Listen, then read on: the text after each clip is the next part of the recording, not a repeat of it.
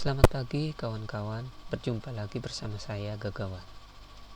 Pada kesempatan kali ini kita akan membahas materi tentang teks prosedur. Sebelum memulai, pernahkah kalian membayangkan jika tidak ada panduan apapun dalam melakukan atau membuat sesuatu? Tentu akan merepotkan, bukan? Nah, dari situ apakah kalian sudah mendapat gambaran kecil apa itu teks prosedur? Teks prosedur adalah teks yang berisi cara, tujuan untuk membuat atau melakukan sesuatu hal dengan langkah demi langkah yang tepat secara berurutan sehingga menghasilkan suatu tujuan yang diinginkan. Teks prosedur itu sendiri memiliki tujuan berupa menjelaskan kegiatan yang harus dilakukan agar pembaca atau pemirsa dapat secara tepat dan akurat mengikuti sebuah proses membuat sesuatu, melakukan suatu pekerjaan, atau menggunakan suatu alat. Perlu diketahui, teks prosedur ini memiliki beberapa jenis. Yang pertama berdasarkan isinya. Teks prosedur terbagi menjadi 3, yaitu teks prosedur sederhana, teks prosedur kompleks, dan teks prosedur protokol. Di manakah letak perbedaannya? Mari kita bahas. Teks prosedur sederhana merupakan teks yang berisi langkah-langkah sederhana, biasanya hanya 2-4 langkah saja. Yang kedua, teks prosedur kompleks.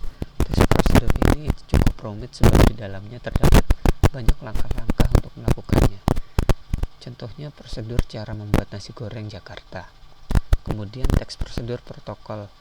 Teks prosedur protokol biasanya berisi langkah-langkah atau tata cara yang tidak terlalu rumit serta pemaparannya objektif sehingga mudah dipahami pembaca. Contoh, cara menggunakan mesin cuci.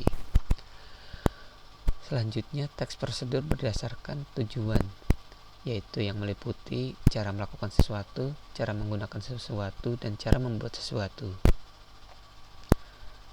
Sekarang kita beralih pada bagian struktur.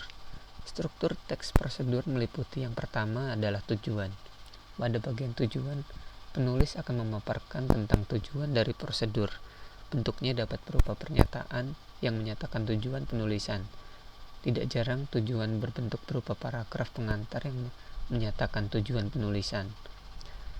Yang kedua, bahan atau alat, biasanya untuk jenis prosedur membuat. Biasanya berupa daftar atau rincian, namun bisa juga dibuat menjadi paragraf. Bagian ini tentunya hanya digunakan untuk beberapa jenis prosedur seperti cara melakukan sesuatu dengan alat yang spesifik atau untuk membuat sesuatu yang membutuhkan bahan. Langkah-langkah atau tahapan biasanya dipisahkan dengan penomoran yang berupa list tahapan. Tahapan dapat ditunjukkan menggunakan kata urutan seperti pertama, kedua, ketiga, dan seterusnya. Bisa juga menggunakan kata yang menunjukkan urutan waktu, sekarang, kemudian, setelah, dan seterusnya. Tahapan juga dapat dimulai dengan kata yang menunjukkan perintah. Tambahkan, aduk, tiriskan, panaskan, dan lain-lain. Kemudian penutup. Biasanya cukup diisi dengan kalimat-kalimat yang seperlunya, tidak harus berupa kesimpulan. Selanjutnya, jika kita mengamati isi teks prosedur, teks tersebut memiliki ciri-ciri kebahasaan. Yang pertama, teks prosedur biasanya menggunakan konjungsi temporal atau kata hubung yang menerangkan hubungan waktu dari dua hal yang berbeda. Contoh, kemudian, selanjutnya, lalu, setelah itu. Yang kedua, terdapat kalimat imperatif atau kalimat perintah. Pada teks prosedur kita akan sering menemukan kalimat yang berisi perintah atau larangan yang harus kita lakukan atau tidak kita lakukan. Contoh, masukkan 2 sendok teh garam, campur air secukupnya, dan lain-lain.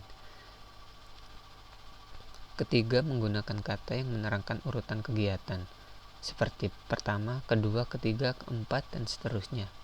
Dan dalam jenis prosedur yang membuat sesuatu, banyak dikemukakan gambaran rinci tentang benda-benda yang dipakai termasuk jumlah, bentuk, dan ukuran yang akan dipakai. Sekian materi yang bisa saya sampaikan. Apabila ada yang kurang jelas atau terbesit pertanyaan bisa langsung disampaikan. Saya Gagawan, terima kasih dan selamat belajar.